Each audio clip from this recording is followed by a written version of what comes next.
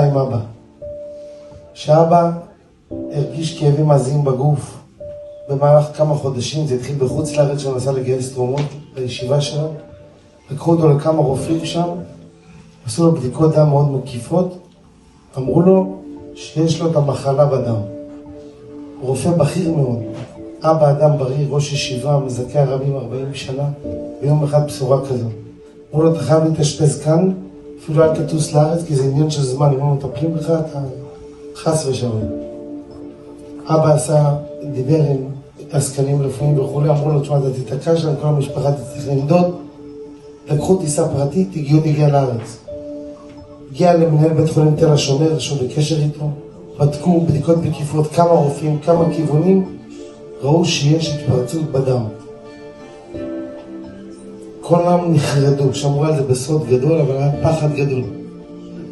נדרים, נדבות, תפילות, עוד בדיקה, עוד כיוון, הכל סגור. נשאר בדיקה אחרונה, בדיקת מי החצם, שאמורה לסגור את העניין.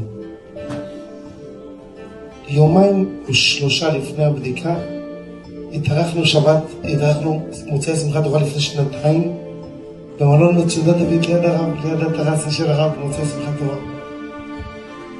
ופתאום אומרים פה, הלכנו לכיוון הכותל, ואז אומרים אנשים הולכים, מה קרה, מה ההתקהלות? הרב היינו כפו, אז אמרו, בוא, חנוך שלי, הרב היינו כפו, בוא ניגש. ואבא ניגש, והרב מזהה אותו מרחוק מהבמה בסוף הקהל, והרב מצביע עליו ואומר, תביא אותו אליי.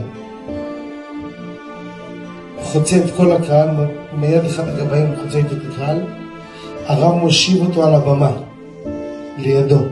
הרב זוכר את האור החיים של הציפור שם, של התורה, שהרב התפלפל איתו באמצע הדרשה. שהרב נתן לו את רשות הדיבור. מי אנחנו בכלל, האפר והעבר, בטלים ובוטלים לסוליה של הרב? מי אנחנו? והרב עצר את הדבר תורה ונתן לאבא לדבר. ואז הרב מתפלפל איתו לתוך העניינים ונותן לו את כל הכבוד ומגדיל אותו בתורה ובשמחה. לאחר מכן, אבא מדבר עם הרב על מה שקורה בעניין הרפואי. והבשורה שהוא קיבל וכל הרופאים פה אחד, שזה עניין של כמה חודשים, ככה אמרו. ואז הרב אומר לו, הבדיקה הבאה שלך מהחצם תהיה נקייה. אין לך כלום. גם אם ימצאו משהו, זה משהו שאפשר לחיות איתו, תהיה רגוע. אמרו על הרב, אבל איך כל